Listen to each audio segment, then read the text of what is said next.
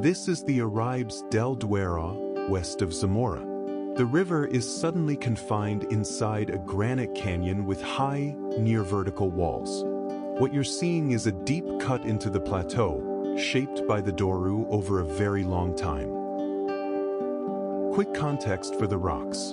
Much of this is granite with older metamorphic rock formed during the Variscan orogeny, when ancient continents collided about 300 million years ago and crumpled Iberia. Those stresses left fractures and joint sets. The river followed those weak lines, carving tight bends and steep faces. The pale streaks across the walls are quartz veins.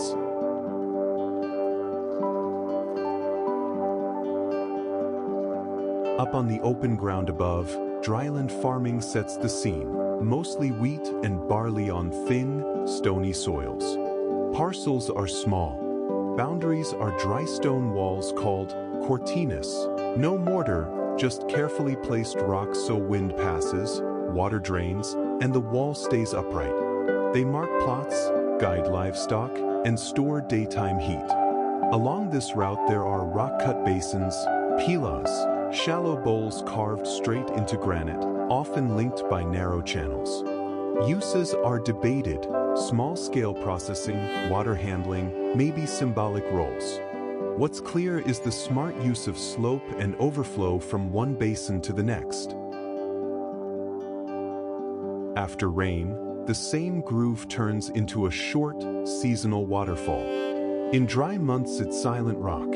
In wet weeks it switches on briefly.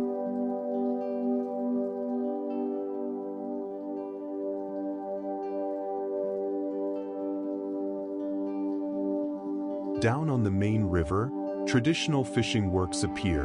Pesqueras, also called canales. These are low stone weirs set at an angle to guide fish into holding zones.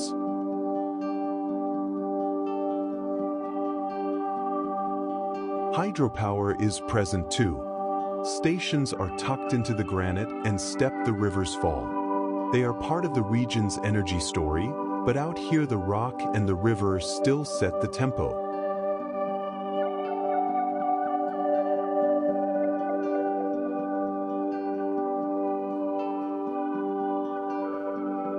On the rocky spur ahead are the remains of a hermitage dedicated to San Pelayo, a high landmark built onto bedrock and reworked over time. People still come for the view and the sense of continuity on this ridge.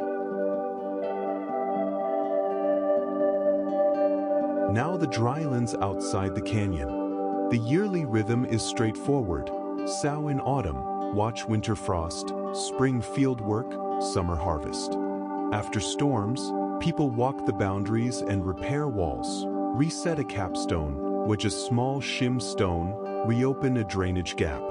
Tools are simple because they need to work with stone, wind, and heat. Shepherd paths and trading tracks run the edges. In hard decades, some crossings happened at night, low profile, to keep families going. It's part of the valley's social memory. Wildlife uses the same architecture. Black storks nest on ledges, eagles ride the thermals, and otters work the calmer margins at dusk. If they don't show up on camera, look for signs: perches, distant nests, and tracks on muddy banks.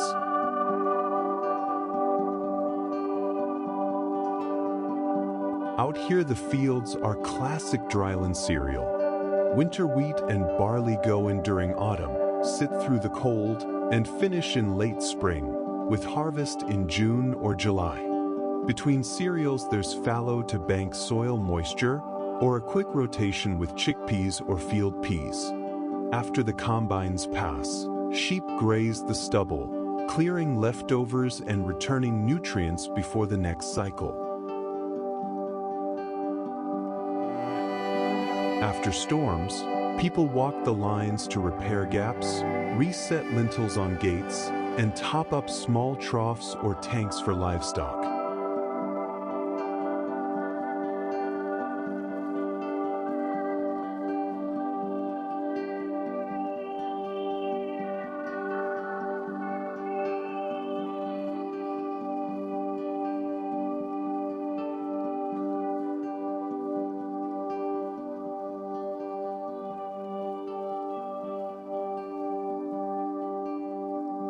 Knowledge moves person to person. Which stones lock best? Which path is safe in fog? How the river behaves after heavy rain. It's practical and local, and it works.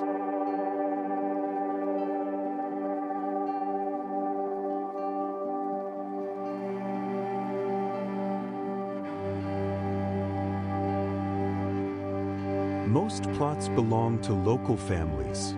Small holdings split by old dry stone boundaries. Some owners farm their own strips. Others rent a few parcels to a neighbor or hire a contractor for sowing and harvest.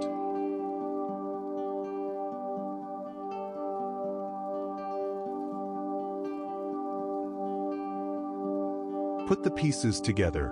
Carved basins, a hilltop hermitage, a slate bridge, fishing weirs, river mills, dry stone plots, and grain fields, different elements linked by the same rock and the same river.